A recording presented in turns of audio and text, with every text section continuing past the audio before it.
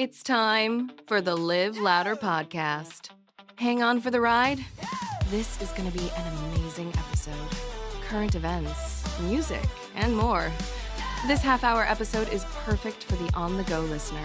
So let's join the show already in progress. It's time to live louder. I'm on go mode, no sleep. Chasing what they said I couldn't reach. Fuel in my veins, push, repeat. Vision so bright, got me feeling complete.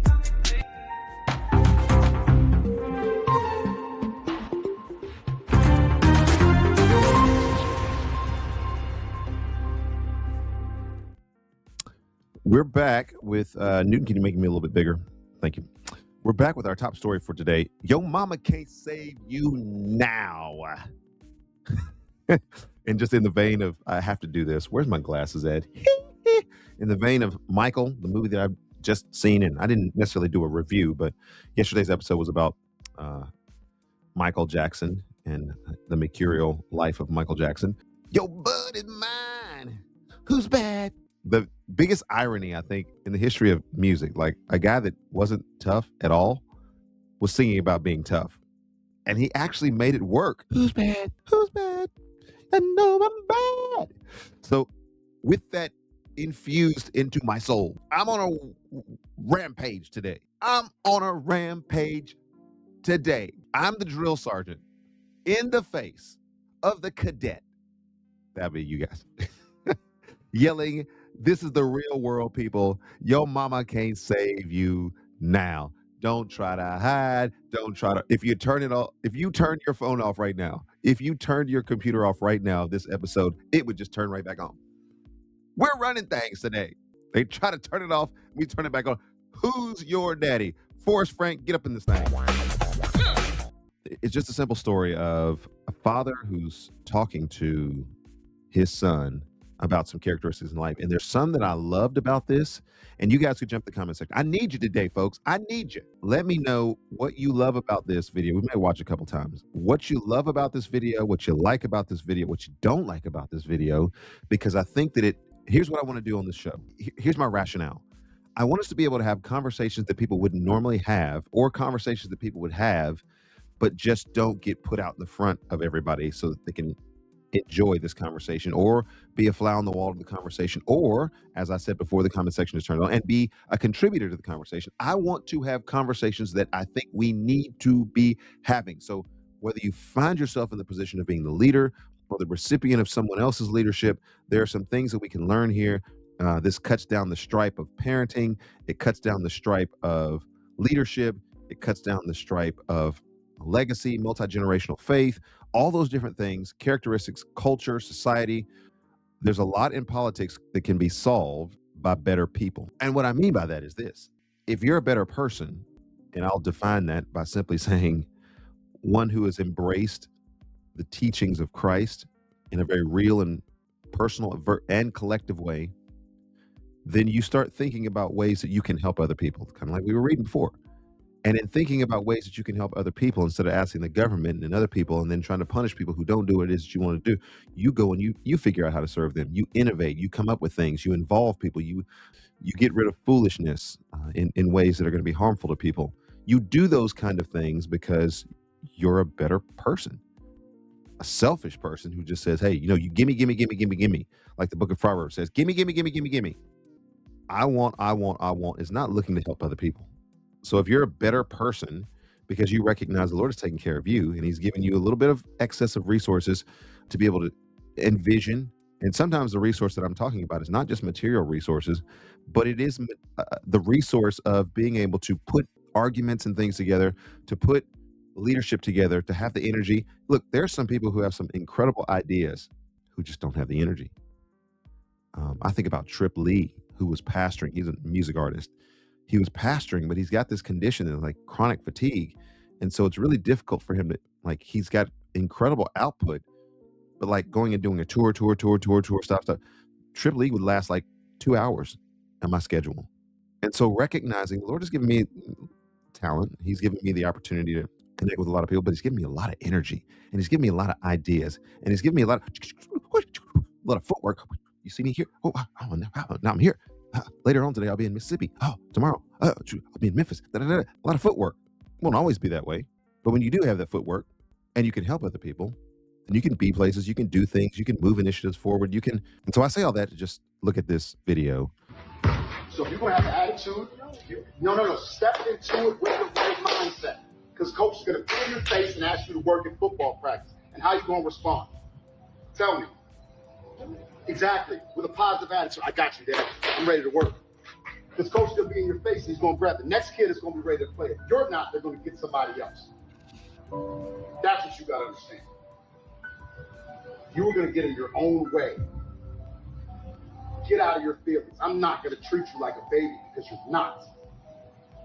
So every time you step foot to something, you got to step into it with a positive attitude. Because that crappy look you got on your face, that sad, sappy look, people aren't going to have time for that. All right. Couple things. I always want to, when I'm looking at a story, to kind of evaluate the context.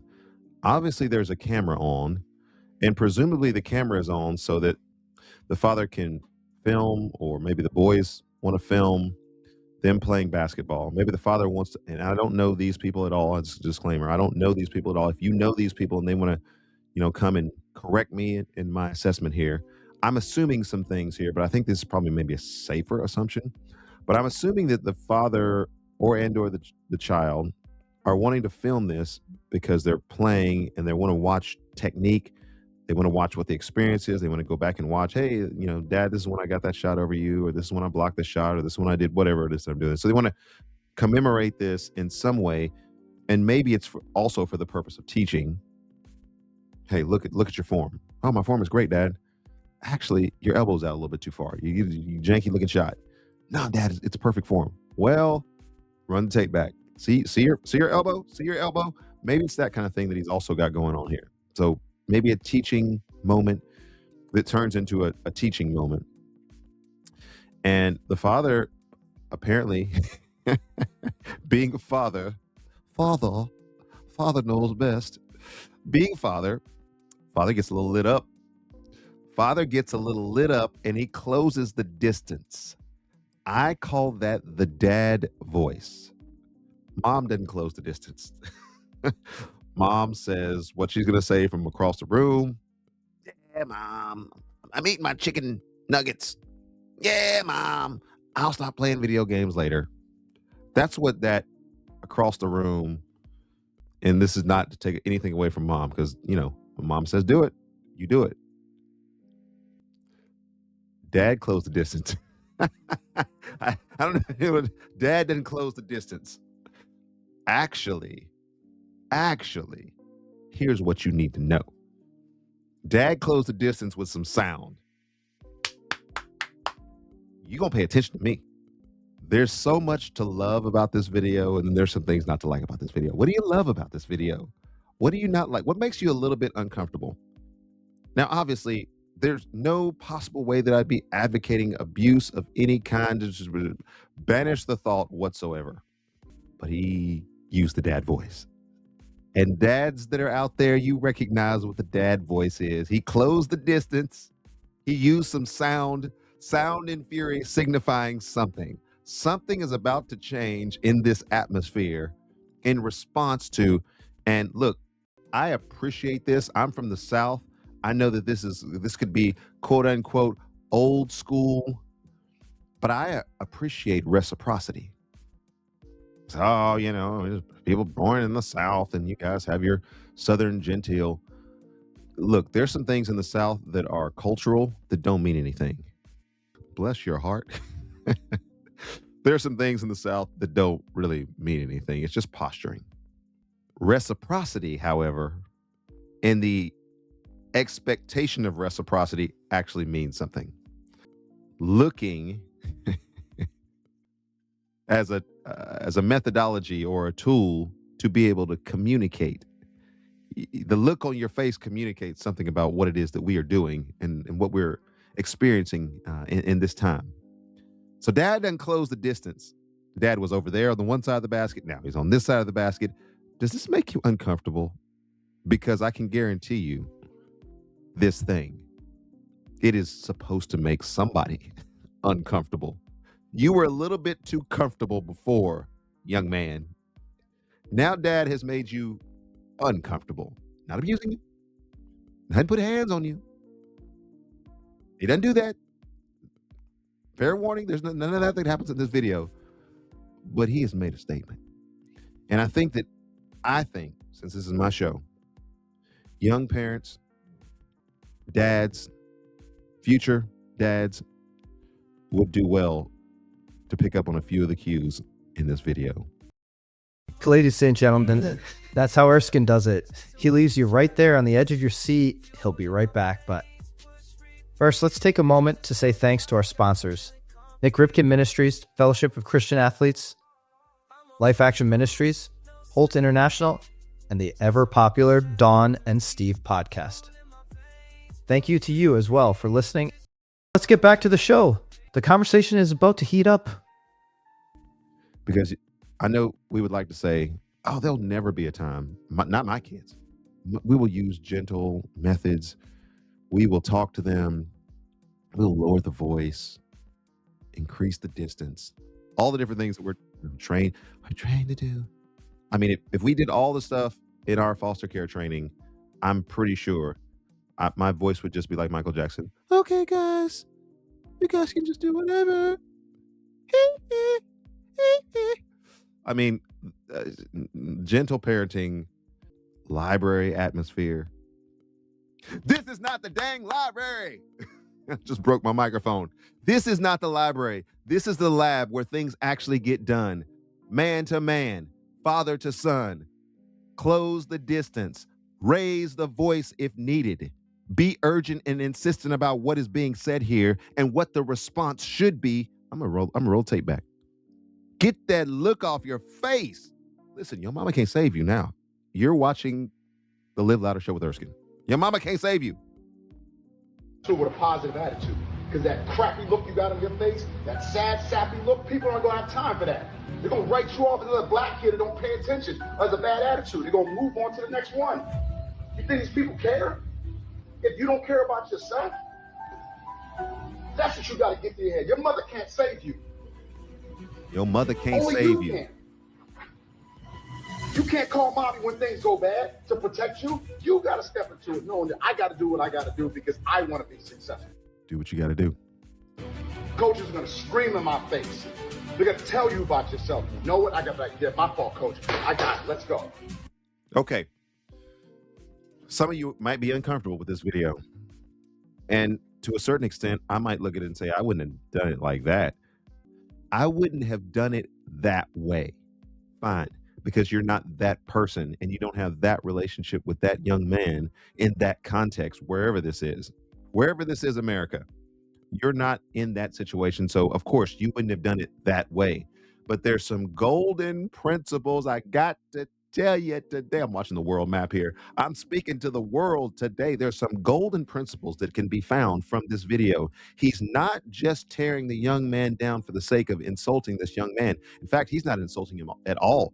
If you notice what is going on in this video, he's actually giving him a lesson about life that every person needs to understand. Please, if you don't hear anything else on this show today, understand this. There are 7.8. Somebody told me there's 8.1, but I'm going to go with 7.8. 7.8 billion people on this planet who are all trying to move forward. You're a speck of dust. In the real world, the ones who will work harder, the ones who will stay longer, the ones who can focus their attention. Listen, there's a reason. There's a reason why I do an hour-long show. Some people can't focus. The fakes, the uncommitted, they turn on the show like, oh, interesting topic, but I'm not going to stay around for a Bible study. I'm not going to stay around for this. Fine, go do it. If your attention span is 3 to 5 seconds, let's see how that works out for you in the real world. I'm ready to eat you alive. If you can't focus on a task and get it done, I'll be there before you get there. I'll stay longer than what you're willing to stay. I'll work harder than you are. And you know what will happen as a result of that? It may not happen overnight. I got a gospel choir for this. It may not happen overnight. but baby, we gonna get some work done. And that mentality of do what you gotta do, because life is like that song. They can be throwing some punches, haymakers, bam, bam. Lose a car here, bang. Financial woe here, bang. Family struggles here, bang. Death in the family here, bang. You can be taking haymakers all the time in life. And if your impetus is to say, oh, mommy, help me. Mommy, save me. Take the blows away from me. Oh, no, I got to run. My high school coach used to say every team is tough, but you'll find out who really is tough when that sweat hits the crack of your behind. Yeah, everybody's tough. There's some really tough guys that are watching this today. If you start going through some financial loss, if you start going through some relational loss, if you start taking some haymakers, your mama can't save you. Mama would if she could, but your mama can't save you. There's some things that I love about this video. I'm just saying. Y'all don't even need a comment today. Comment section is on, but y'all don't need a comment. I'm loving this. That's what leaders do. I'm raising you to be a black leader. I'm raising you to be a leader, not to. Oh, and the other son, he ain't even done anything. Little Chucky boy is just sitting there in the corner watching his brother get all the smoke. And he's like, well, hey, hang on a second. I'm talking to you and little red man over here. I'm talking to you too. We raising some leaders up in this thing. And there's another thing. I'm gonna run the tape back. I'm gonna let it run for a second. I'm gonna let you see what's going on here. But here's another thing that I love about this video is don't just be raising kids to survive. And I heard a senior thesis last night that was talking about the Prussian model of education versus classical conversation or classical education, comparing and contrasting the two of those things and making the statement that classical education is better because of a variety of reasons. And I'm listening to that and I'm thinking, well, one of the main things that I believe, and this is why Erskine's a nerd. This is why I only have a few friends that want to hang out with me when I start talking like this. But this is why I believe that the classical model is better than the Prussian model. And you can look at the metrics and all the different things that are provided in terms of community, support, resources, socialization, all those different things. But to me, it comes down to the fact that you're not raising people in a Prussian model of education or even a hybrid sort of that in the American model of education. You're not raising them to be leaders. You're raising kids to be a part of the workforce. That is, to me, the quintessential difference between the Prussian model or the American model of education. You're creating people that are going to go into the workforce and then be contributors to society. What this man is talking about, and this is what I think every parent should be talking about, is don't raise your kids to just be a member of society. Raise your kids to be leaders in the society, and especially, do I have any especially music or things that I can put on the screen and make the screen shake like we're in an earthquake or something? Maybe we'll get that for next season. But especially if you're a Christian parent, knowing that there's a broad road that leads to destruction, there's few on the road to eternal life, and among those few, we are considered to be salt and light in this world. And as a result of being salt and light, there's a few of us that's going to flavor and make a significant difference in our culture. Why? Because I believe that every Christian who is imbued with the Spirit of God, who has the power of God moving and motivating them in the mission of God with compassion, with understanding, mind you, should be encouraged and educated to be a leader. I'm not raising my kids to just survive. I was in my son's face, 7 years old. You will mow the lawn. You will mow it right. You missed a strip. You will mow it right.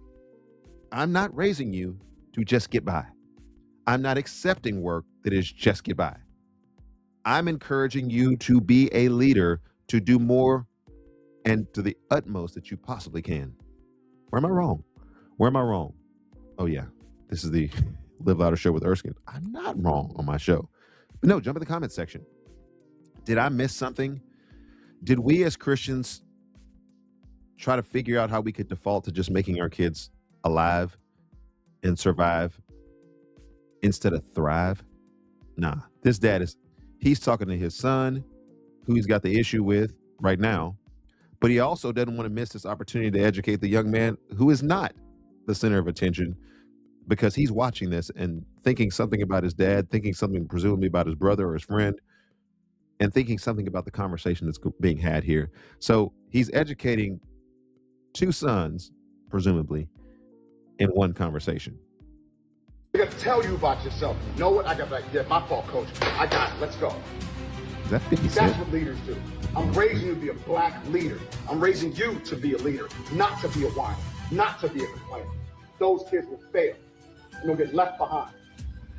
You either work or you don't. There's two choices in life. There is no in between. There's never an in between. So you can have this little cool, man, I'm gonna talk about, but you're talking to someone who worked. Okay, so what's the example? Well, you probably already know that when you hear that sound, there's music on the way. After all, this is kind of a music show. Sit back and enjoy. All the music can be easily found on your favorite digital distribution channels. Turn up the volume and here we go.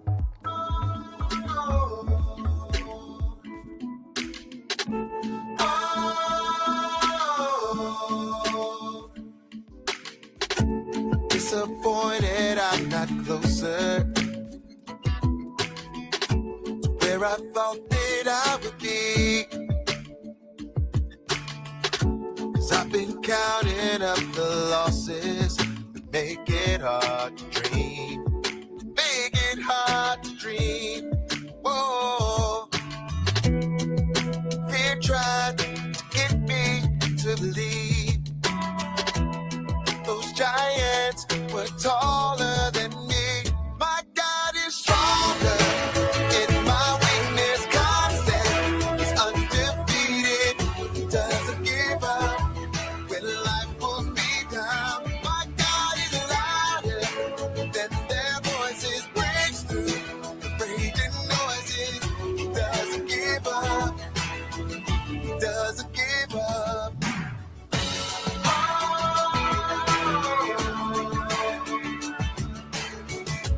Fascinated with the journey, but am I going anywhere?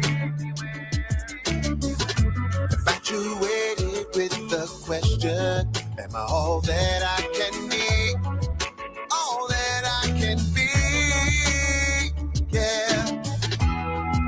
Fear tried to get me to believe those giants were taller than me.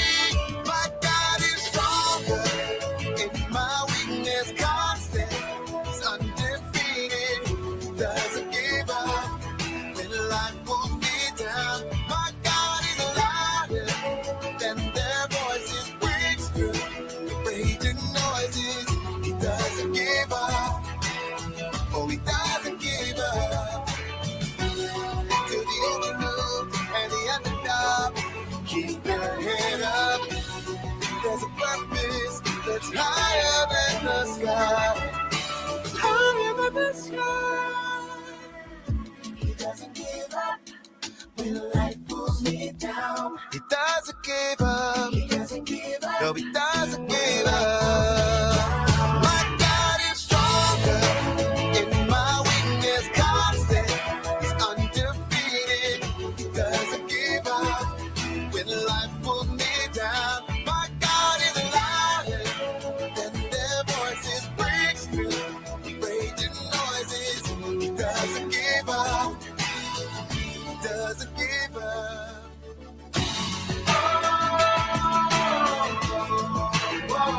No, no, no. My God is stronger, yeah.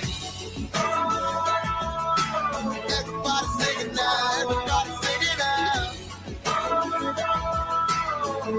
Doesn't give up. You can't make this next statement if you're not that person.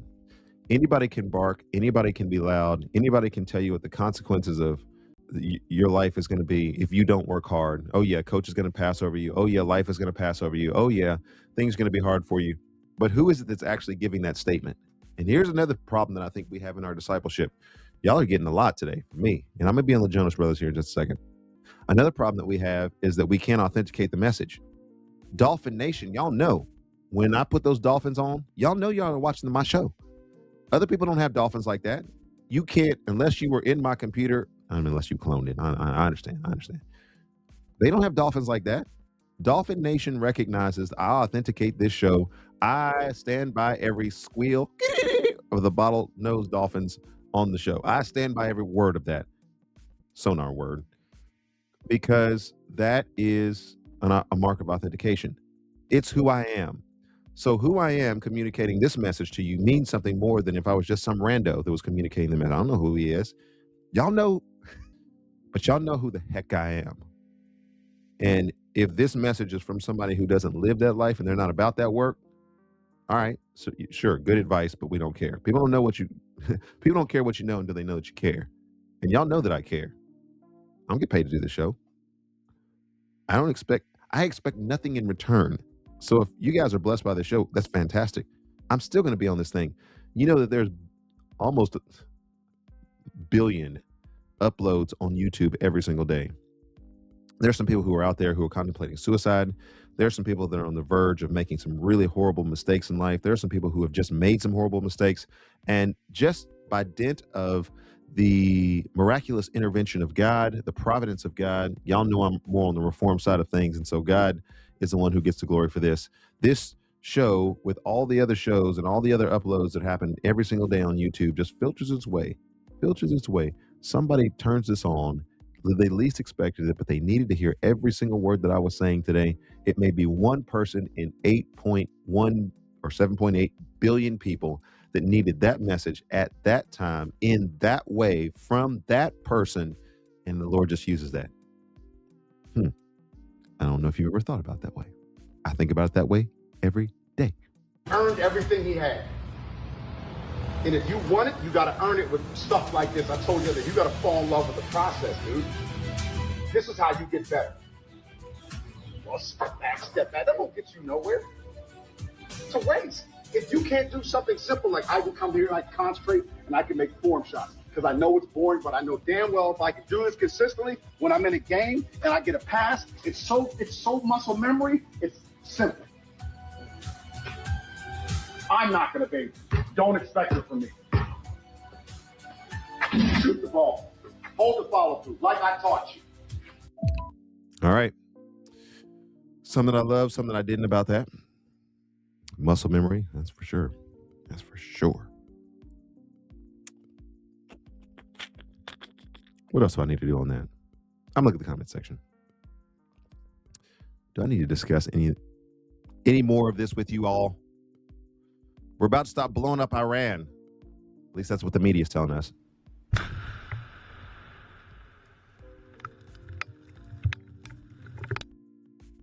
All I know is the gas is like $4.80, 50 cents. Y'all better stop blowing up Iran. I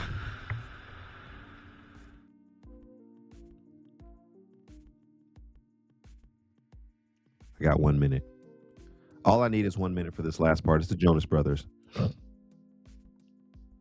Why do we labor long in the area of thinking about calling, purpose, discipline, parenting, structure, legacy, discipleship, all those different things? I think this video, and I won't make any comments about it until the end, this video is the reason why I wholeheartedly believe in doing what I'm doing, the way that I'm doing, with who I'm doing with, to the glory of King Jesus. This video is going to uncover and unlock the reason for the season.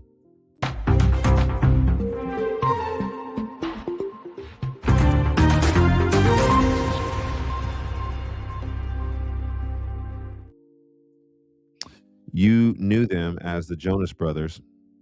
They're still the Jonas Brothers. But I wonder, this video, I guess, didn't age very well. I'm Joe. I'm 15. I'm Kevin. I'm 17. And so how did you get into the music business? Well, we've always had a heart for ministry, and and for worship, and we just wanted to do something about it. So it's a long story short. I had a Christmas song called Joy to the World, the Christmas Prayer, and it got sent to somebody at INO Records in Nashville. They heard it, and they liked it and fell in love with it, so they decided to sign us, and we got signed to Columbia as well. So it's just a blessing from God. It's actually going to be a mainstream and Christian group at the same time. So it's going to hit both markets, just like Switchfoot was and is. So it's going to be exciting. So that's actually our goal, to be a light in the darkness and spread God's word.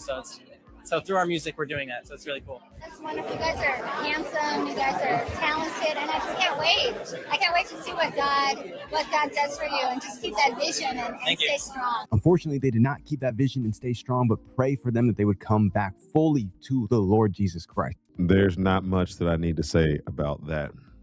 I hadn't seen that video before. Maybe I'm the last person in the world that has seen that video. Maybe everybody knows that except for me. That the Jonas Brothers were full-fledged, full face, full forward. We want to be a Christian band. We want to spread the good news of Jesus Christ. We want to be about reaching people for Jesus. God has given us this talent, and we're going to do it to the masses.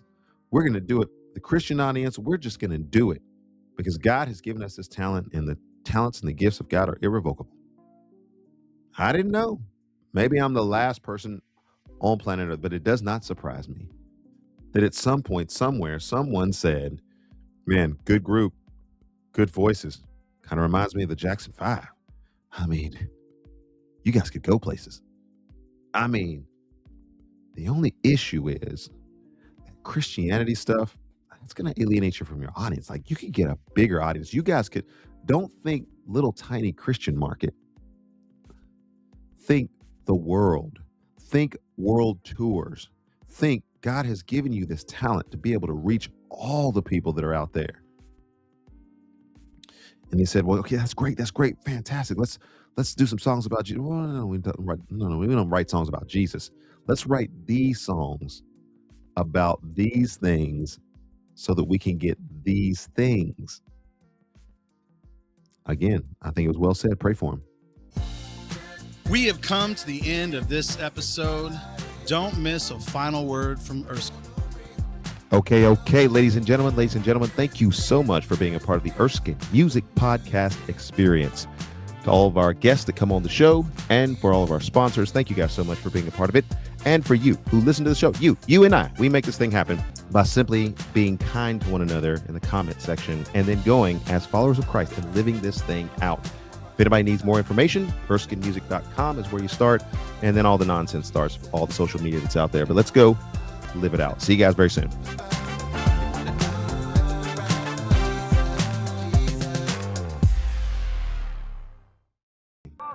I'm on go mode, no sleep.